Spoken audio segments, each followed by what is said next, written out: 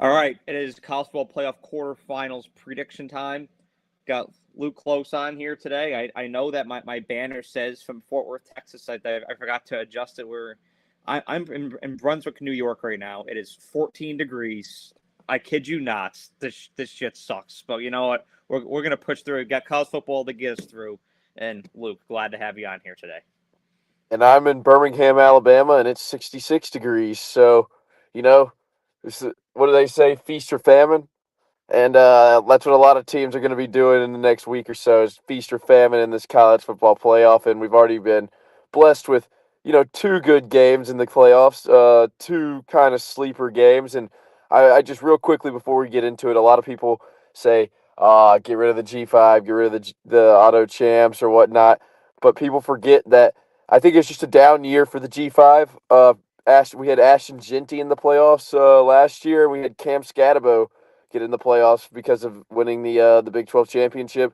So I think that the G5 and the auto champs, there's a lot of times where it will work out well, and I think that this year is just a down year, and nobody really expected the ACC's only team that got in to not be their conference champion. So It was a really wonky year. You can't use this year as a litmus test for all other years because it was a very fluky year with how it all worked out. Now I'm gonna make a video next week. Spoiler alert here. I'm gonna make a video kind of talking about the G5 thing, and it's about what started the whole movement. And it's at Boise State and the Statue of Liberty in '07. I mean that's what started this whole movement of G5 teams having a chance to compete. And I do agree that there are some G5 teams that we have seen in the past that are absolutely equipped to compete with the best of the best. I mean, Boise State was one, UCF was another, Cincinnati was one in 2021. It feels like it happens every 5 years. You see one, but those in between years, I mean, you're not guaranteed to get one every year. And this was one of those years where we really didn't have one. I mean, James Madison had a great offense. They destroyed the opposition this year. I give them credit for what they did, but they weren't built like Boise State or built like UCF in those years where they were really Power Five teams yeah, in the G5. From a talent standpoint, from a coaching standpoint, they were just different. And it's also important to keep in mind too. I think we like to jump to conclusion a lot. It's also important to keep in mind that both Tulane and James Madison were transitioning off of head coaches. I Of agree. course, Bob Chen going out to UCLA, and John Summerall is going to Florida. So there's a lot of adjusting that those two teams are dealing with. I don't think this year is fair to judge the G5 with because it was just a really freaky example, Luke. I mean, there's no other way to put it. Yeah, and there those teams also. I mean, I think you might have thought Tulane would be the Group of Five team at the start of the year, but and so I'm sure some people out there had James Madison, but there were a few other candidates that we thought that probably have a little bit more talent, especially I think coming out of the Mountain West. You had UNLV who had a ton of talent, and you saw how they looked a few days ago. Looked terrible. Um, you have Boise State. Obviously, a lot of people thought that they were going to play well, and then I mean, I'm not hating on the American at all, the American Athletic Conference, but I think that in the future, the Mountain West slash the Pac-12 will be the new Pac-12 will be better competition because I think that they have better athletes overall than the American does, and maybe I'm just hating on the American because of what we've seen, but I don't think many Sun Belt teams will compete in the future. I think James Madison's a pretty rare example of that. So congratulations to James Madison. You might be the only Sun Belt team to make the playoffs for a long time. Well, it almost comes down to the one thing I say all the time too. Flick the game on and turn on mute. Go watch a Mountain Yeah, West team, watch a MAC team, watch a Sun Belt team, watch an American team, and you will see that the Mountain West stands out. They recruit yeah, better, they develop better, they coach better. It's just a fact. And now you're sitting in a spot where you have both Spencer Danielson and Dan Mullen coaching in the Mountain West. And college football always comes down to coaching. That's why the Big Ten has gotten better these past couple of years. Is people like to say NIL and NIL. they have Kurt Signetti, they have Dan Yeah. Lanning, they have Ryan Day, they have Lincoln Riley. I mean, people could say what they want about Ryan Day and Lincoln Riley. They're two good head coaches, but especially when you have Signetti and Dan Lanning in the same conference, that's gonna do something. You Yeah. may have Kyle Whittingham joining it. I mean, that is elite coaching. That's what made the SEC for years. Nick Saban and Kirby Smart going back and forth. It's elite coaching breeds incredible results in college football. You can have a great roster, but it comes down to how you develop it and what you make of it. And that Boise State UNLV is going to be a lot of fun in these years to come. And I hope that both Danielson and Mullen stick around for a couple of years, because I'm a big Boise State guy, and I've always viewed UNLV as kind of a rival. And now that you got Danielson and Mullen going back and forth, it's gonna be fun. I think we're in for some fun stuff. Yeah. Hey, I love the Mountain West in basketball, so I can't hate on it in football too. So Don't even get me started on Mountain West basketball. yeah, I fall in stuff love with the Mountain West team every single year, and I pick them to the Elite Eight. So I was a big Colorado State guy last year. Off topic, oh I was a man, big me Colorado too. State But guy. I love some Neat Clifford. Neat Clifford was an absolute dog, and I can't wait to see what they bring out this year. But Yep.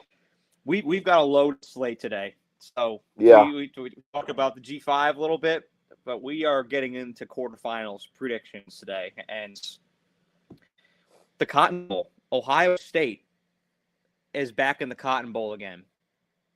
We have, I got to load that graphic. We have an incredible matchup here in the Cotton Bowl, Arlington, Texas, AT&T Stadium. The Yeah. Ohio State Buckeyes and the Miami Hurricanes. I've been hearing this sentiment over the past couple of days that this game is going to be a blowout. Ohio State's just going to take it to a lowly ACC team in Miami.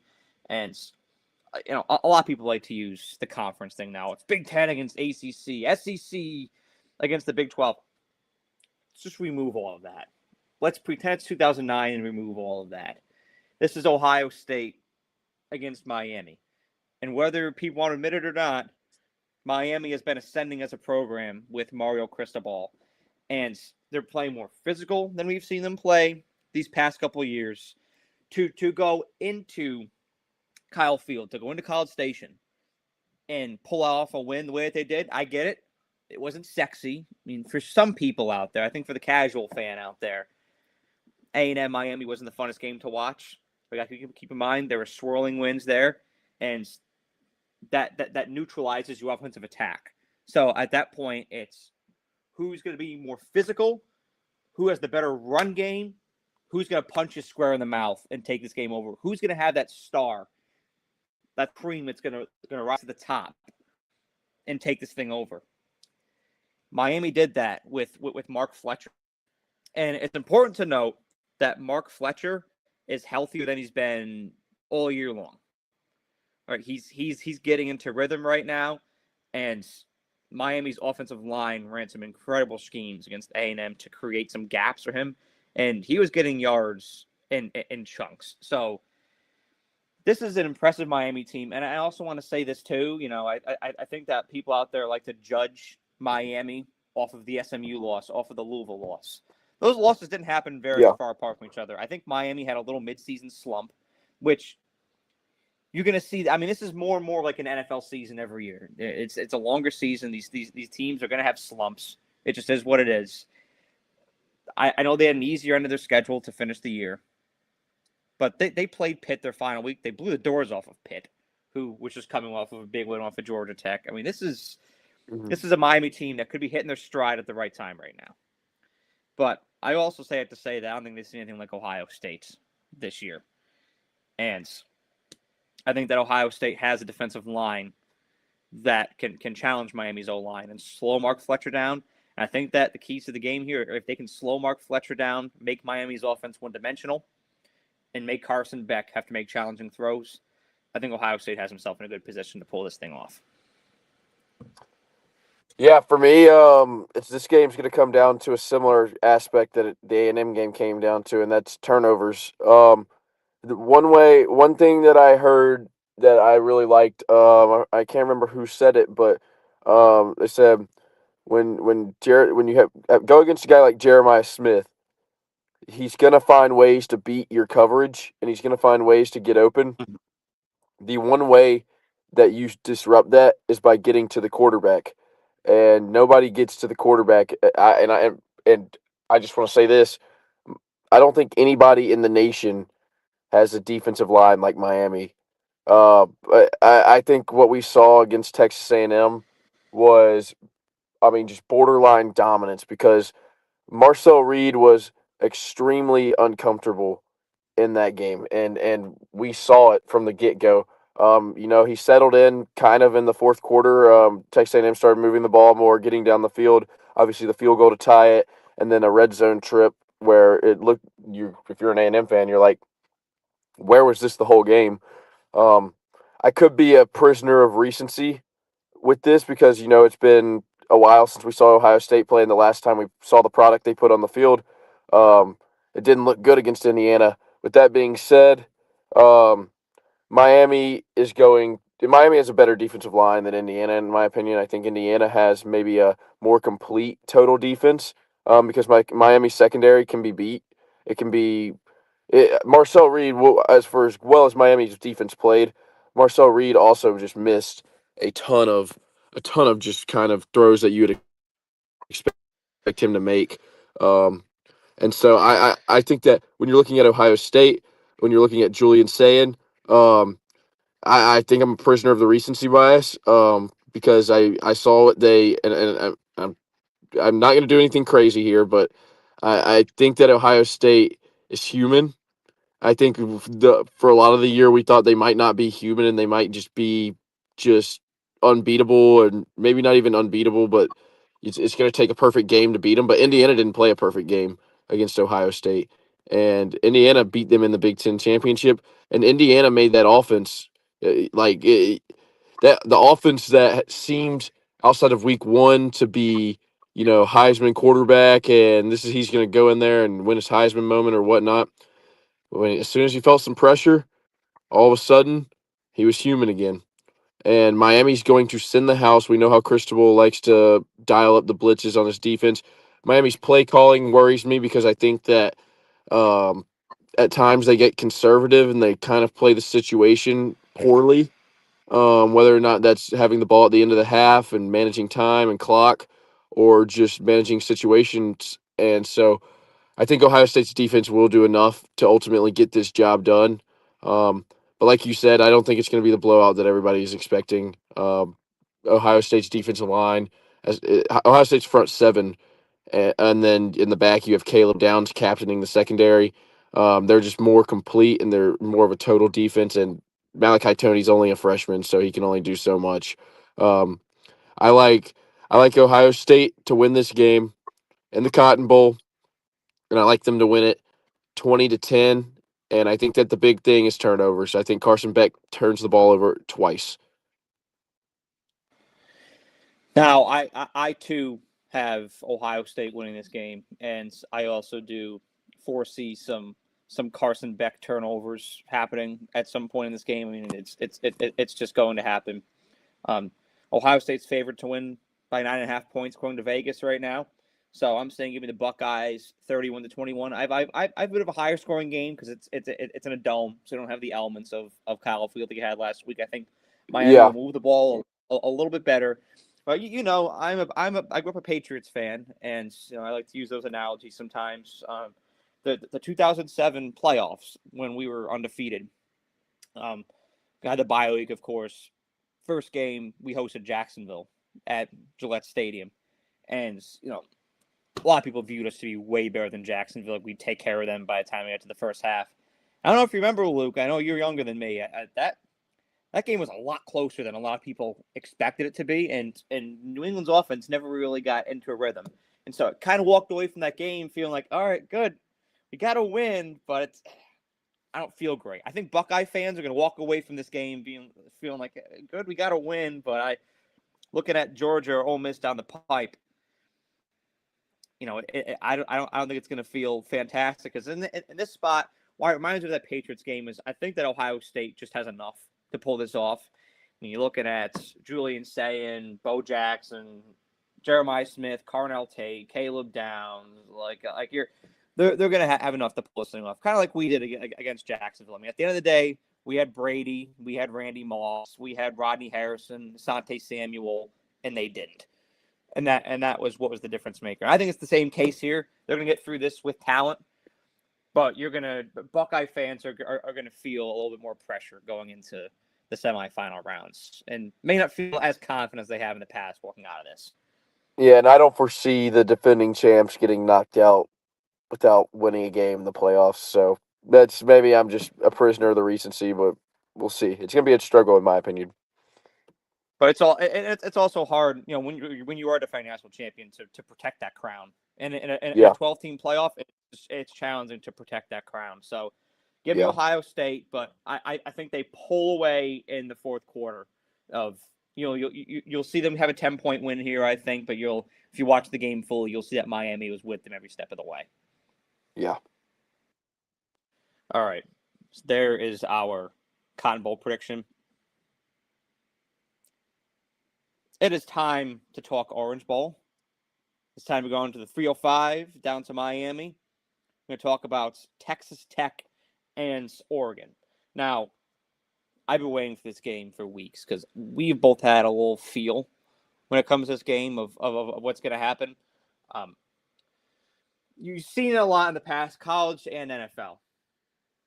Teams have their moment where they arrive and they announce themselves on a national stage. For whatever reason, maybe it's media coverage, maybe it's exposure, maybe it's regionality, to where people don't know what's cooking with their program, with their team. Several years ago, we saw Lamar Jackson and the Ravens arrive on a national stage against my Patriots on Sunday Night Football. We walked away from that game and we were like, wow, the Ravens may have your next star. I think we're going to have that moment with Texas Tech in that game here because, not a lot of people watch the Big 12 as much as they do the Big 10 and the SEC. And that's unfortunate because the crazy stuff happens in the Big 12, just saying. But I think this is Texas Tech's arrival to the national stage for people that don't know about them, people that refuse to embrace them, or people that think that, they're just a joke because they're the Big 12.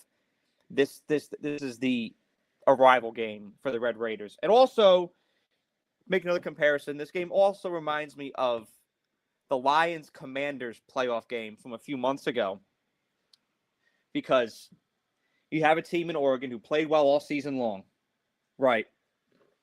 But they're not healthy at the right time, right? I mean, the Corian Moore, Evan Stewart, that's still something that's very much up in the air. The offensive line, health concerns. And even if Moore and Evan Stewart play, they're going to be 50%.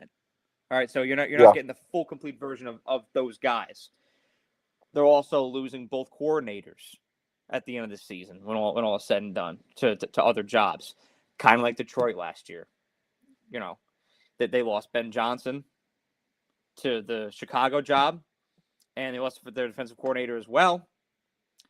And you could tell that just kind of hung over them, whereas the Redskins, the Commanders last year, were locked in. This was their time to make a statement because, like Texas Tech, they're not a huge brand. They're not covered the same way the other teams are. So it was their rival moment. And I think that Texas Tech feels like the Commanders in this spot. Oregon feels like Detroit here. I love Texas Tech. We'll go into the nuts and bolts as to why, but I want to hear your thoughts on this.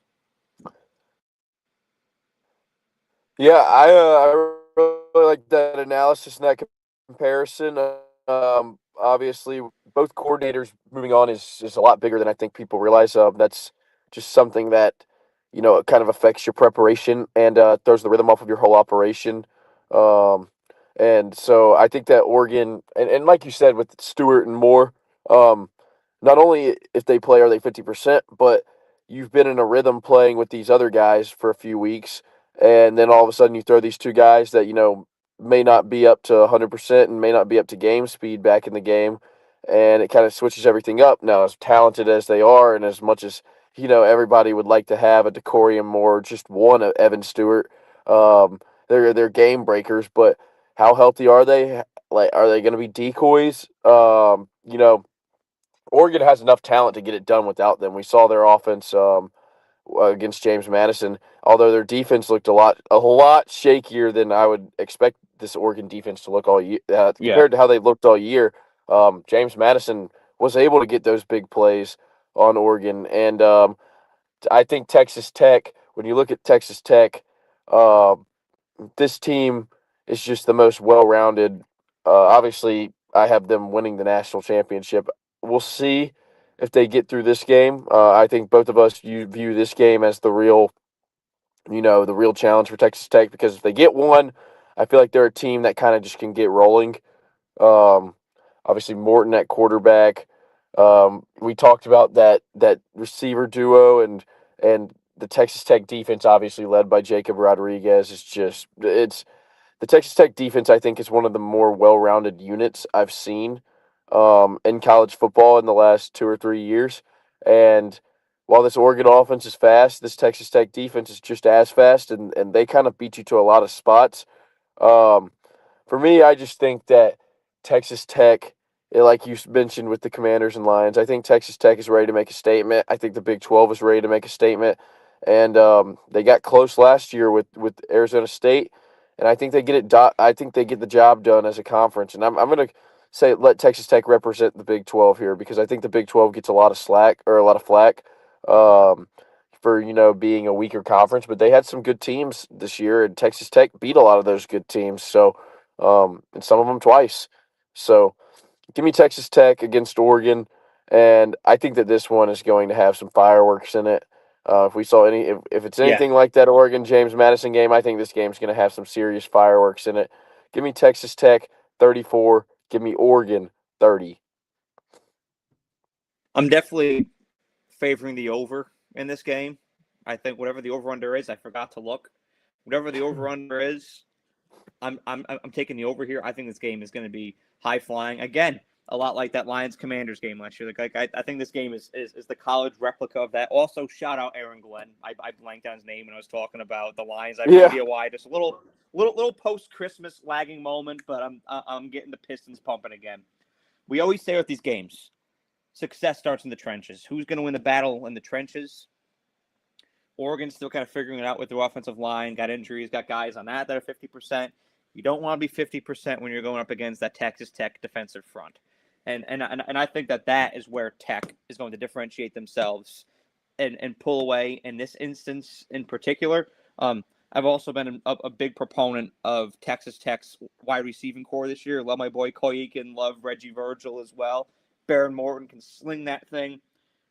Oregon is favored by 2.5 here, but I too am riding with the Red Raiders. I think Tech is just locked in. I think they're ready to put people on notice right now.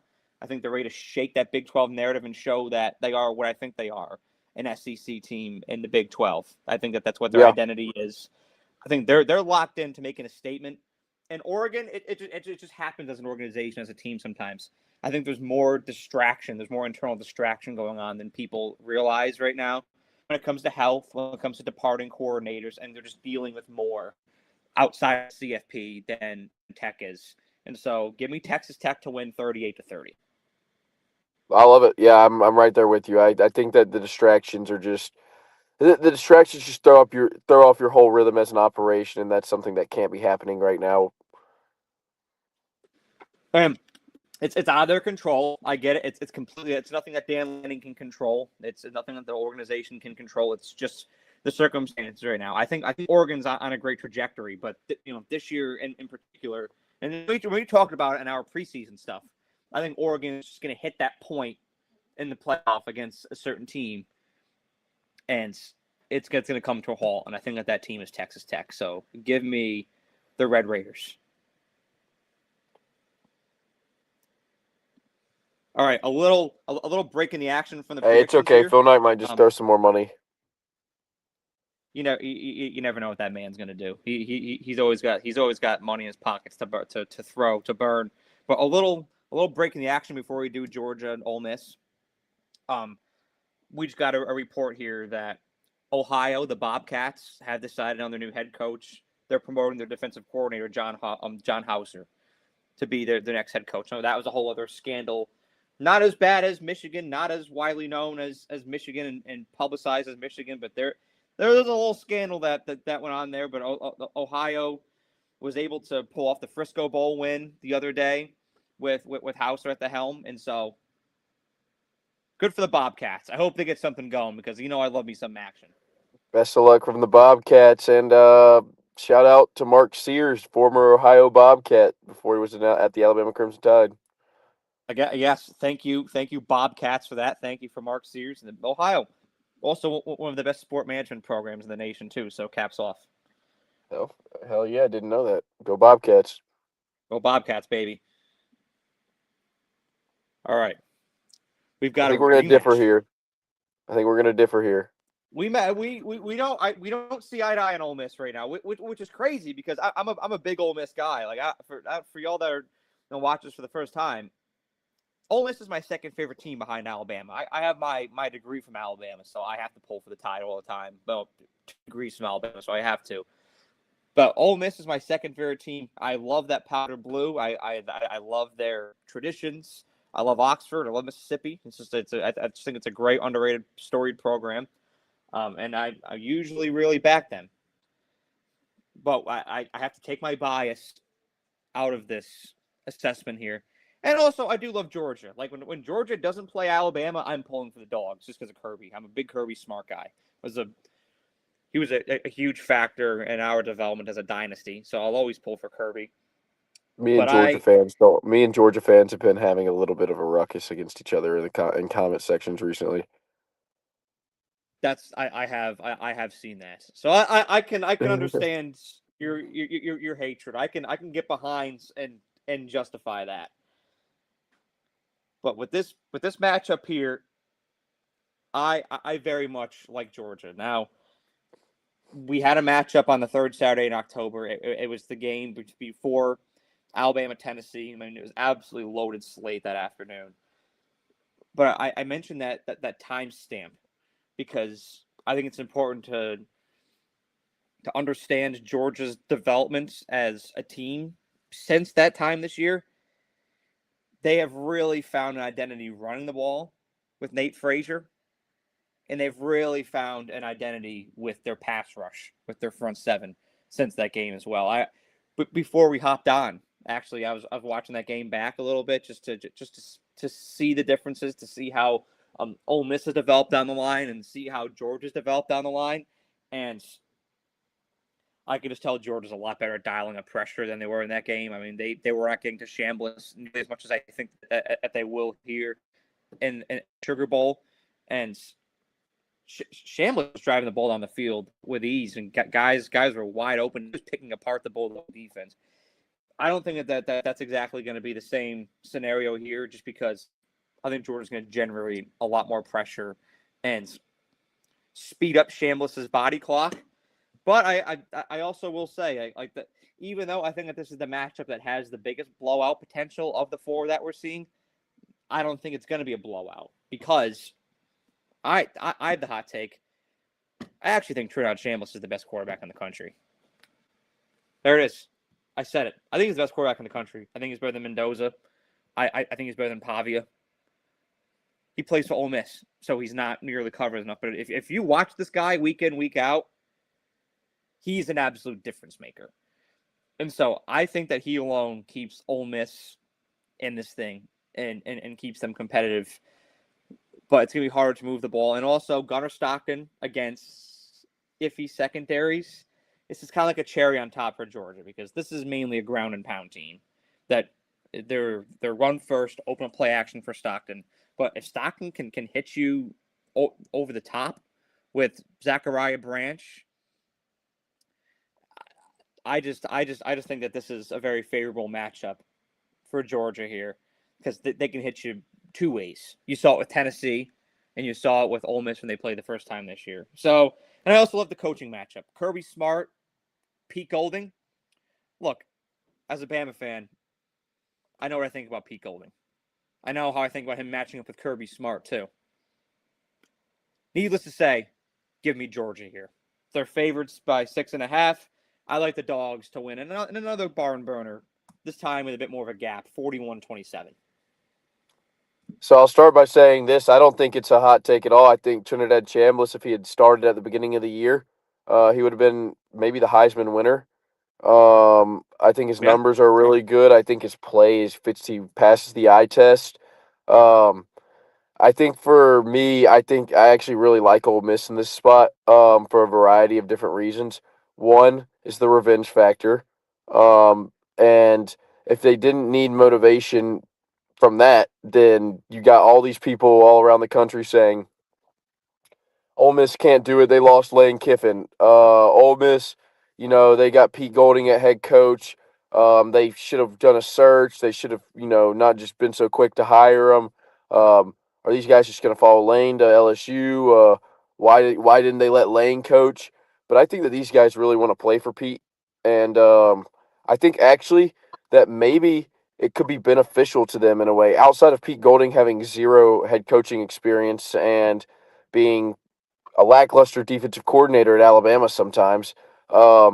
He is a defensive-minded head coach, which I think serves Ole Miss well, and I really think that how Lane they first of all they have the talent all across the field. They have the players on offense that can go score 40 or 50 a game, but they've struggled on defense at times throughout Lane's tenure, and they've kind of come out flat in some spots during Lane's tenure. I don't think they come out flat, and I think Georgia is very vulnerable. I know that I'm probably gonna eat my words again because I said this going into the SEC championship game, and then I watched live in person as they just demolished everything that Alabama tried to do against them, and were just a machine. But I guess you say a mean machine in the red and black is what Georgia was, but something about this game just screams at me, Ole Miss. I think that when you go back and look at that game in Athens, what was that, about a month ago? The third Saturday in October, so about actually more than 2 months ago. Shit, Crazy. yeah. I can't forget. I don't know. I guess it's just day after Christmas. It's Boxing Day. Um, but yeah, that matchup for me was. I'll be honest. I watched the first half, and then I was checking scores because Tennessee game was that day and whatnot, and I was dealing with some shit. But from that matchup, the highlights that I saw, and the first half that I watched, it looked like Ole Miss actually kind of controlled the game a little bit more than score shows. I think that they were actually the driving force behind that game, and just a couple mistakes cost them in Athens, and you know can't do that on the road at a neutral site. I like Ole Miss here, and for as neutral as it is, Ole Miss fans love that Sugar Bowl. That's a quick drive, and they've got a lot of fans down there in Louisiana too. I know that's crazy to say for all my LSU fans out there, but Ole Miss got a pretty good fan base in New Orleans, and I know a few Ole Miss fans that are going down there. So give me Ole Miss. I think that they kind of stifle Georgia's run game, and I think they kind of stifle Gunner Stockton a little bit, and I think that Chambliss, who I very well could be on that same page with you if he pulls this off as the best quarterback in the country. Him, Lacey, Wallace, all those guys on that offensive side of the ball, they figure this Georgia defense out. They get their revenge, and a Pete Golding led Ole Miss team goes to the college football semifinals to play Ohio State for the first time ever. Um, my thoughts on this matchup have not changed since we did our bracket, and I'll go Ole Miss, 28, Georgia 21. I think points are going to be necessary here. No field goals here. I think we're I'm going Georgia. Georgia's favored by 6.5 here. I'm going 41-27. I will say, not to make you feel even more nervous about this, but I just got a report from FanDuel here as well on Twitter. Georgia minus 6.5 is of all the matchups that is the most popular bet in the sportsbook for FanDuel right now is Georgia minus 6.5. That makes me feel better. All right, okay. He's really going against the current. He's going against the current, and you know what? I respect that because sometimes you got to do it. I mean, hey, you're talking to a guy who picked the Titans to win the AFC South. So Hey, sometimes you got to swim against the current. Bites in hey, the ass sometimes, but sometimes it works out.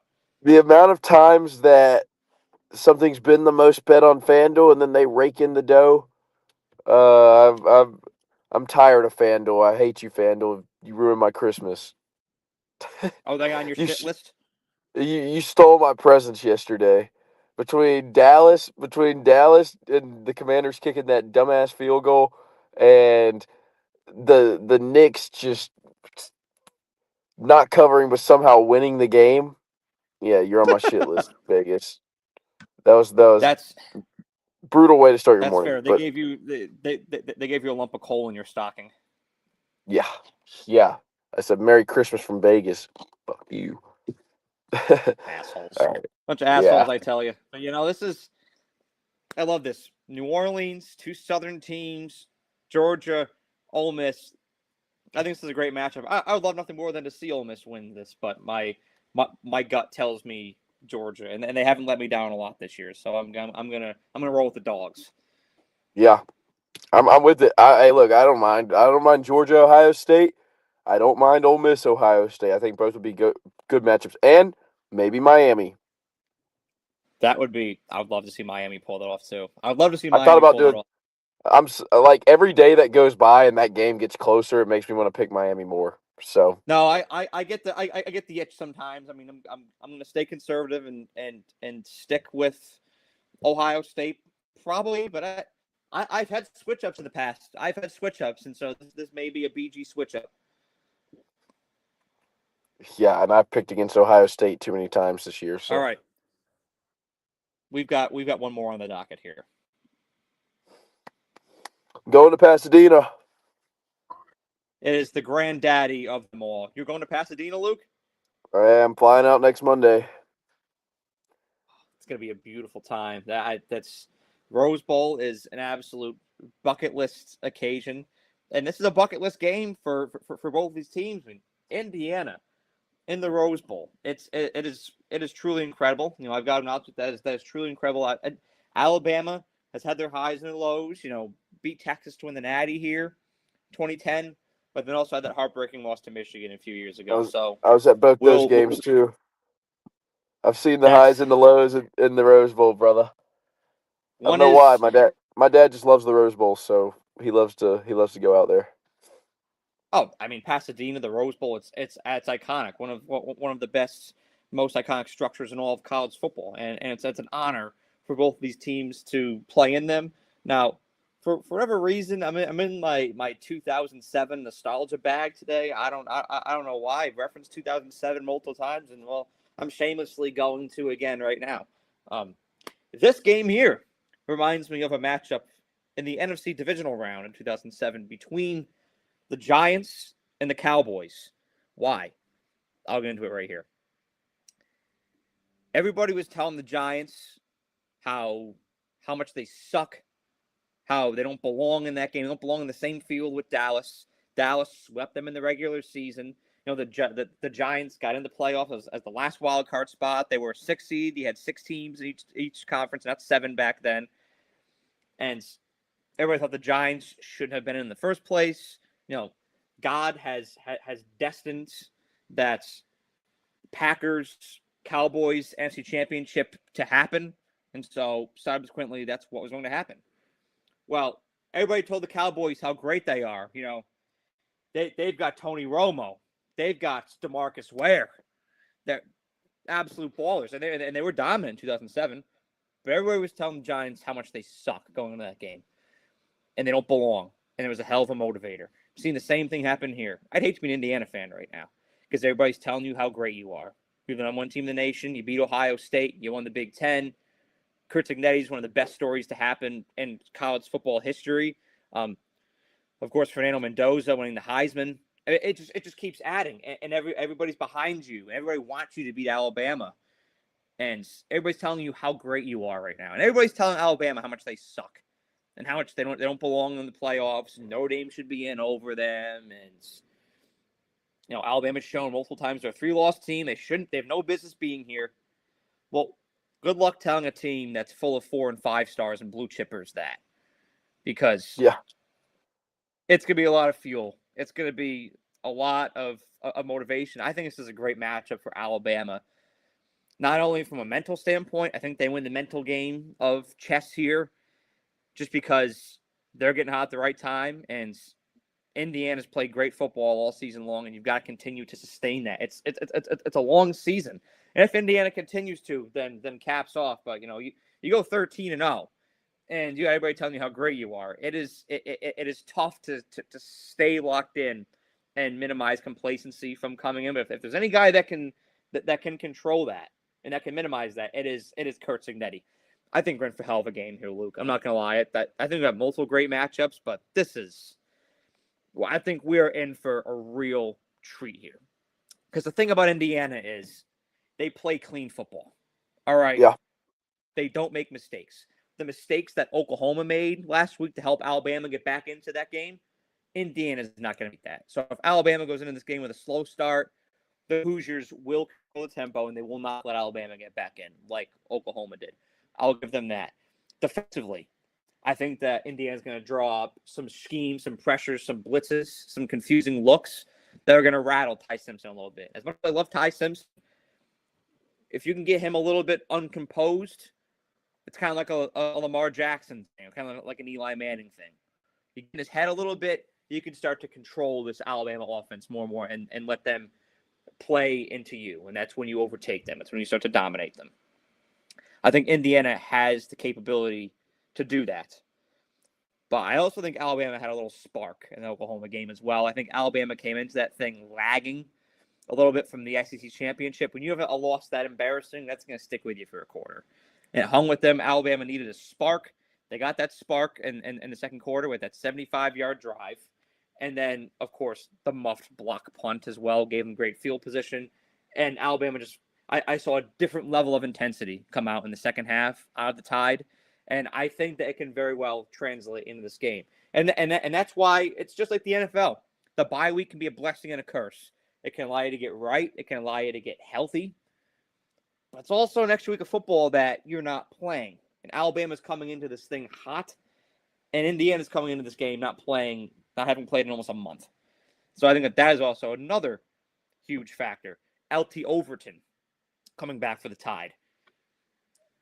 The pressure is going to be different. Alabama struggled with their pressure the past couple games, but having him and TK, Tim Keenan, next to each other for this whole game next week, I think that's going to be a huge factor as well. Mendoza was one of the best quarterbacks in college football. I like him in Chambliss, like I said. Him and Surratt, Omar Cooper Jr., they're going to get cooking. They always do. They're going to get theirs. But I think this is going to be an instant classic of a game. Indiana's favored by 6.5. I think that Alabama plus 6.5 is a no-brainer. Give me the Tide to win an absolute classic, 34-28. Yeah. I like everything you said. I think that sometimes when you're down and you've been beat to hell like Alabama had for the last three halves of football, and then really three halves and a quarter of the Oklahoma game, sometimes all you need is that belief that you can do Yeah. it, because when you've been shut down for so long, you start to lose hope.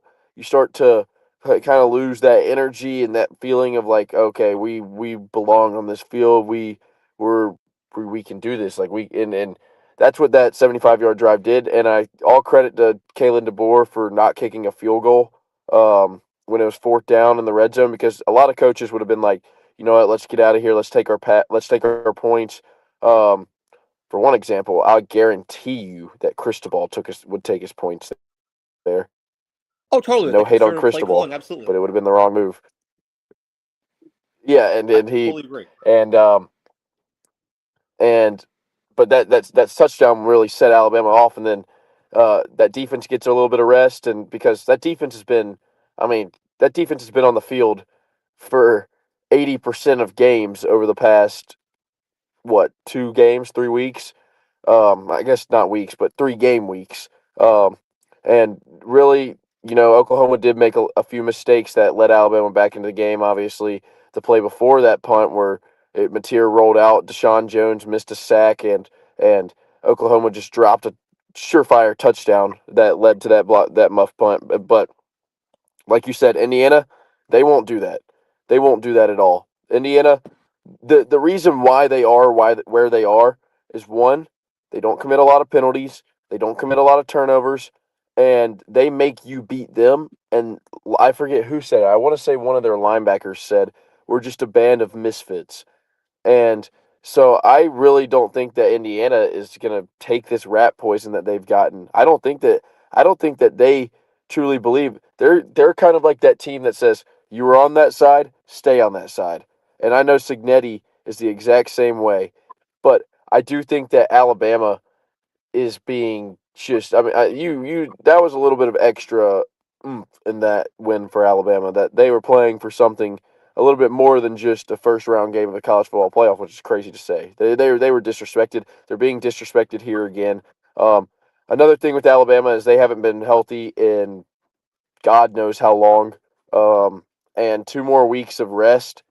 I think that's the biggest factor for Alabama, and the healthier they get, the scarier they get. They are they're a locomotive freight train, in my opinion. And if they get through this, we'll see who wins that Texas Tech Oregon game. Both of us think it's going to be Texas Tech, but that would be a hell of a matchup in the Peach Bowl, and that would be a very close game for Tide Nation. So I don't know I don't know how much of Tide Nation is going out to the Pasadena, so I think Indiana will have the fan base because it's when Indiana fans never thought they'd be here. But with that being said, I think that Alabama is getting healthier. I think that Alabama is more talented, and I'm going to take Alabama here. I think 6.5 is the best bet of the weekend.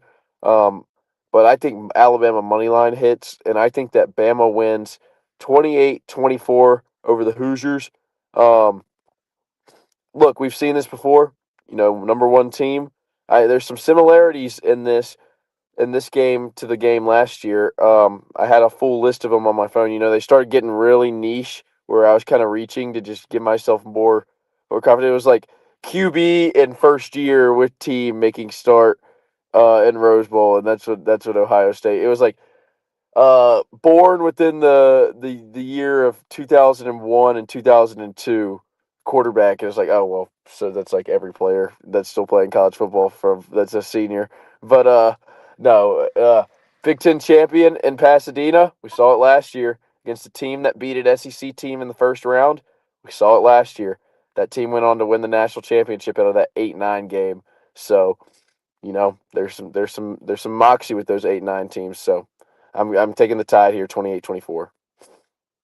Well, those good teams fall to the 8 and 9 seed sometimes, and there's something about because what reminds me a lot about Ohio State last year with this Alabama team is it's a group of blue chippers that have yet to play their best football, that have yet to really be awakened, and when they're on and they play their best football, it's scary, and they can beat anybody in the nation. And what's cool about these playoffs? What's cool about this 12 team setup, and the fact that it lasts longer, is it gives these teams like Alabama more of a chance to get hot, because it's when you continue to get more reps and you deliver on those reps that confidence just builds. And so a team like Ohio State last year, a team like Alabama this year, if you can't take them out early, they're just going to get more and more confident. So if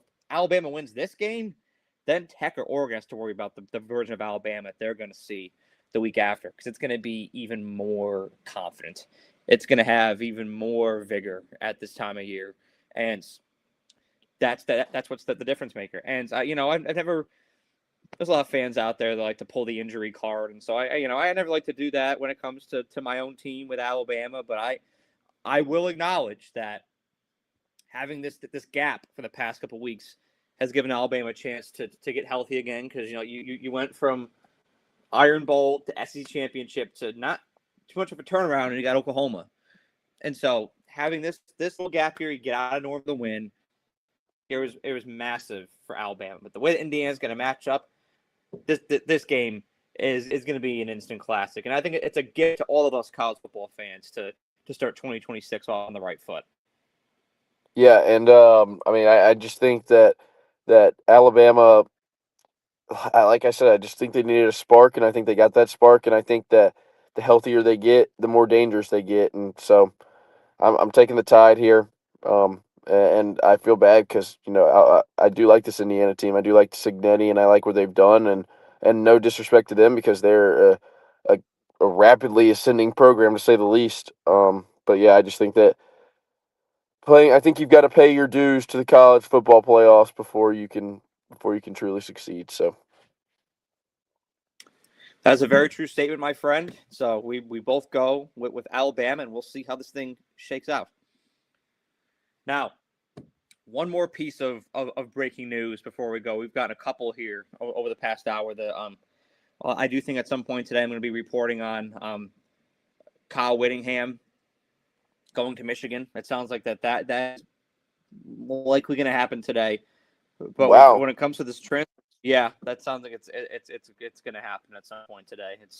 I had a gut feeling about it, but now actually seeing it play out, it's kind of insane. yeah, well, it's a good hire. And as far as the transfer portal goes, there's going to be a lot of teams vying for this quarterback. Alonzo Barrett, JMU transfer portal. Interesting. Yeah, would you think he'll follow Chesney to USC or UCLA? I think he can do better than that. Yeah, you think he's gonna go to the highest bidder? Yeah, I mean, I think about teams out there that need a quarterback, and going into next year. I mean, he could be if Ole Miss can't get Chambliss to come back, maybe they make a run at him. Maybe Arkansas with Taylor Green leaving, they make a push for Alonzo Barrett. Like I could also see that happening as well. Maybe he does go to UCLA and compete with Nico, because I think he can beat him out for that job. But there's maybe Nebraska. Maybe he's Nebraska's next guy after Raiola I left. Yeah, I'm pretty shocked about Kyle Whittingham. But if there's anybody to go into that situation, I love me some Kyle Whittingham, so he can get it done. I'm gonna say one thing about that. Kyle Whittingham goes to Michigan. That is the worst news possible for Ohio State fans, because Yeah, what was the key to beating Ohio State with Michigan? Out coaching Ryan Day. Jim Harbaugh did a great job with that. I think that Kyle Whittingham can as well. It's if I'm Ohio State, I would not want that hire to go through at all. yeah. It was kind of weird timing for him to retire. So Yeah, it was plans. I mean, he was gonna step down at the end of 2024, but the season was so horrifically bad. He already had a predecessor in mind. He already had his offensive coordinator in mind as his predecessor, and it was just a matter of time before he passed the torch. But 2024 was so horrifically bad that he wanted to get through 2025 as well to kind of give him a solid foundation of success to work with, and he got that. But I think that Whittingham to Michigan is a smash of a hire. Like if you thought Matt Campbell to Penn State was a good hire, this could be what brings Michigan back to where they were before. I really believe that. we'll see. We'll see. Well, we both have stuff to get to. You have family coming in, and I think we're about to go get some chicken wings. So we All got to right, shut this thing down. sounds good, man. Maybe I need to go get me some chicken wings. I'm hungry. I'm starving. I gotta get some. I had a dentist appointment this morning. It sucked, so I need some damn chicken wings. Yeah. That's funny. Well, Well, thank you for coming on, Luke, and thank you all for watching. Have a great day. Happy New Year's, and let's enjoy these games. happy holidays, fellas.